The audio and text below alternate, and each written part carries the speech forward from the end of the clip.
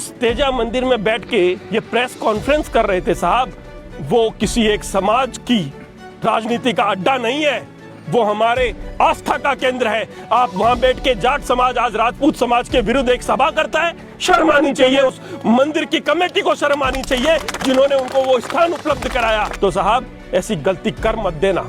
इस मूर्ति को हाथ लगाने से पहले 100 बार सोच लेना कि इस गांव पे कब्जा कर लेंगे तो ये सुरेंद्र सिंह कभी होने नहीं देगा है। आपका समाज ज्यादा शक्तिशाली होगा या उनके पास तेजा सेना जैसे बड़े संगठन होंगे, लेकिन मेरे समाज के पास भी ऐसे बहुत बड़े संगठन है। मूर्ति को उतार लिया जाए और उसे अन्य जगह पे रख दिया जाए तो साहब ऐसी गलती कर मत देना।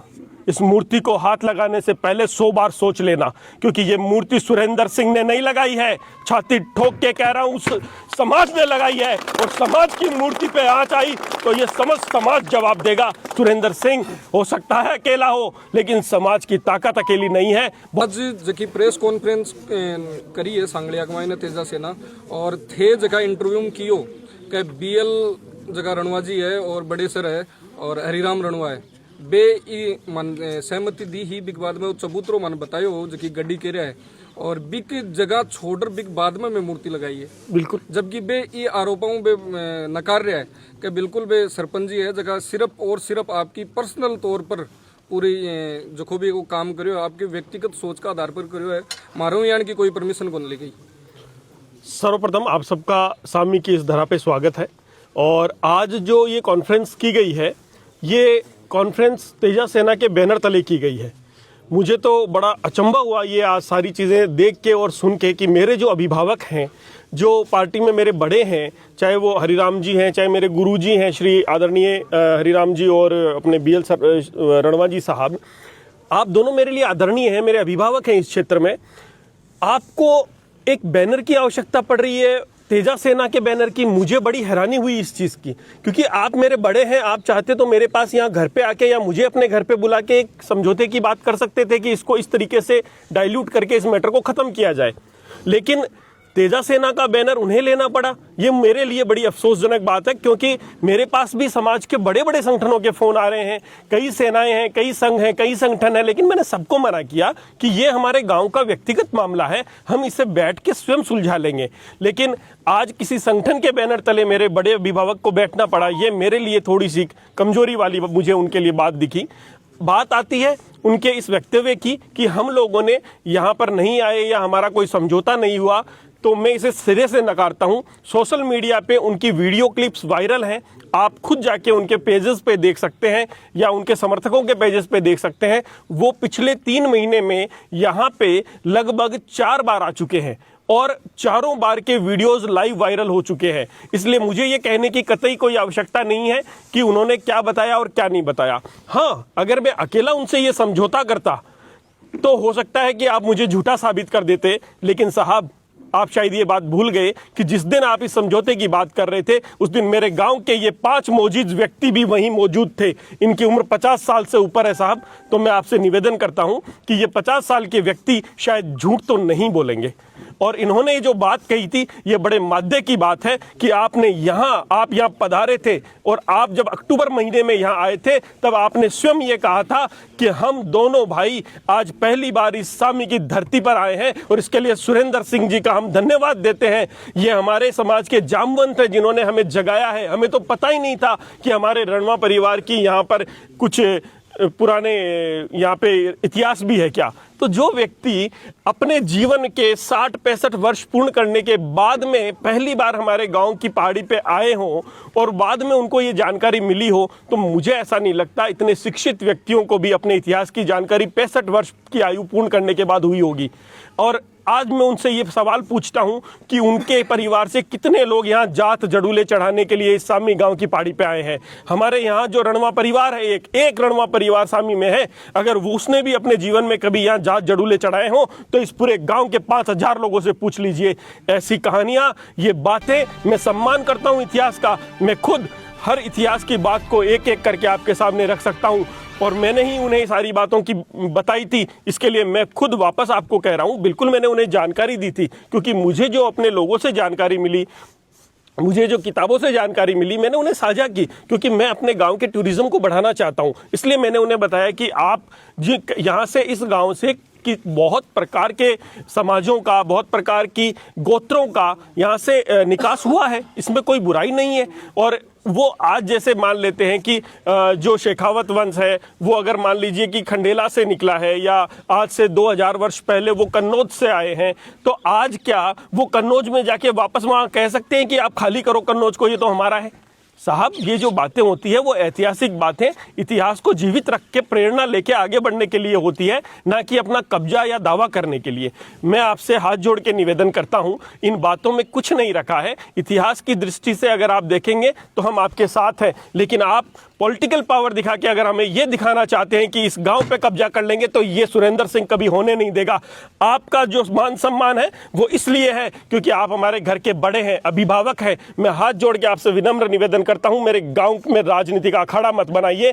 हम यहाँ जो लोग बैठे हैं, हमें हमारे हिसाब से इस गांव के अंदर अपना जीवन जीने दीजिए, इसे राजनीतिक अखाड़ा मत बनाइए।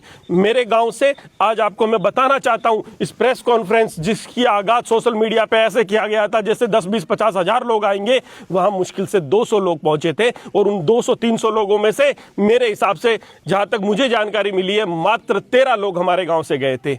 5000 की आबादी है माननीय सामी गांव की।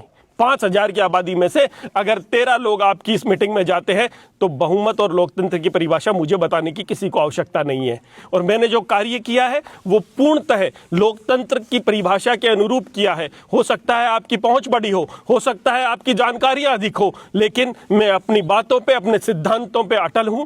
इसके लिए मुझे जेल भी जाना पड़े तो मैं तैयार हूं, लेकिन इस समाज के लिए मैं जीवित रहूंगा और ये लड़ाइयां लड़ता रहूंगा। मुझे आप, हो सकता है आपका समाज ज्यादा शक्तिशाली होगा या उनके पास तेजा सेना जैसे बड़े संगठन होंगे, लेकिन मेरे समाज के पास भी ऐसे बहुत बड़े संगठन हैं। लेकिन इस राजनीतिक अखाड़ा बना के मैं मेरे गांव को जातिवाद के जहर में नहीं घोल सकता।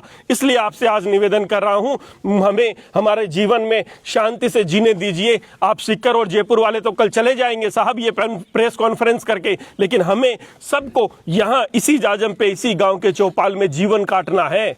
आप चले जाएंगे, लेकिन आपकी ये बातें हमारे दिलों में टीस बनकर रह जाएगी। आज भी मेरे गांव का हरिजन परिवार, मेघवाल परिवार, मेरे गांव का सुनार, लोहार, सुतार परिवार आज एक जाजम पे, एक चौक में बैठ के एक साथ हताई करते हैं साहब। लेकिन आपकी ये फैलाई हुई द्वेषता हम सबको अलग अलग घेरों में बांट रही है। हमें गुटों में बांटिए मत, हम अपनी जगह सही है। आपकी पार्टियां, आपको मुबारक हो। हमें राजनीति से दूर रखिए और हमारे गांव में हमें आराम से जीने दीजिए।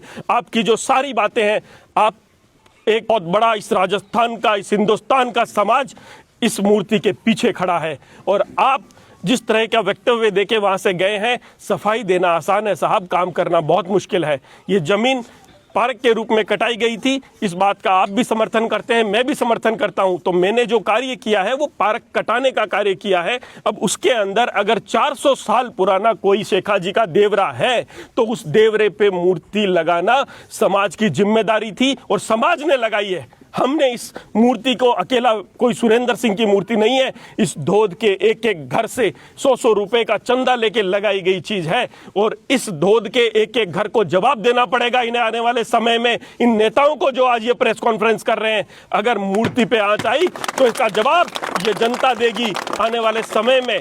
आपको इसके लिए एक एक व्यक्ति को जीवित तरीके से इस राजनीति में हासिल जो करना है वो ढंग से कीजिए साहब, भड़काइए मत। और मुझे तो बड़ी हैरानी हुई, आप जिस तेजा मंदिर में बैठ के ये प्रेस कॉन्फ्रेंस कर रहे थे साहब, वो किसी एक समाज की राजनीति का अड्डा नहीं है, वो हमारे आस्था का केंद्र है। आप वहां बैठ के जाट समाज आज राजपूत समाज के विरुद्ध एक सभा करता है, शर्म आनी चाहिए। उस मंदिर की कमेटी को शर्म आनी चाहिए जिन्होंने उनको वो स्थान उपलब्ध कराया। आज अगर कोई समाज अलग अलग बट के अलग अलग जातियों के हिसाब से मंदिरों में रहने लग गया, तो ये हमारी आस्था और हमारा सनातन खत्म हो जाएगा साहब। इस तरह की गलतियां मत कीजिए। ये तेजा मंदिर ये किसी जाति का नहीं है, हम सब का है, हम सब की आस्था का केंद्र है। हम सब का उसमें 2-2 पैसा जो भी लगा है, हम सब की आस्था से लगा है। आज आप वहां उसे राजनीतिक अड्डा बना के अपनी रोटियां सेकना चाहते हैं। विभिन्न सेनाओं के अध्यक्ष वहां आके प्रेस कॉन्फ्रेंस करते हैं और किसको बिठाते हैं उस प्रेस कॉन्फ्रेंस में साहब? आपने जोध्यासी के सरपंच साहब को बिठाया है वहां पे, जिन्होंने राजनीतिक अड्डा बना दिया उस जोध्यासी को, आज उसको छावनी बना दिया था, जिन्होंने आधी रात को मूर्ति लगाकर जो तय किया था आपके समाज के सिद्धांतों को, वो आप स्वयं जानते हैं। आप कम से कम उन्हें तो वहां ना बुलाते साहब, ताकि आपका एक अच्छा मैसेज जाता। मैंने तो यहाँ किसी को बाहर से नहीं बुलाया, हम 5 व्यक्ति वही बैठे हैं जिनके सामने आपने बंद कमरे के अंदर मीटिंग की थी। और खुले दिल से कहता हूं, आपका फिर से स्वागत है। हमारी अगर कोई गलती रही है तो हम आपके सामने तैयार खड़े हैं। आप अपनी गलती सुधार कर हमारे पास आइए, वापस वही 5 व्यक्ति बैठेंगे, बात करेंगे। आपका अपना घर है सामी, आप जब चाहे यहाँ पधारिए और बात कीजिए ऐसी जिससे कोई अच्छा निर्णय निकले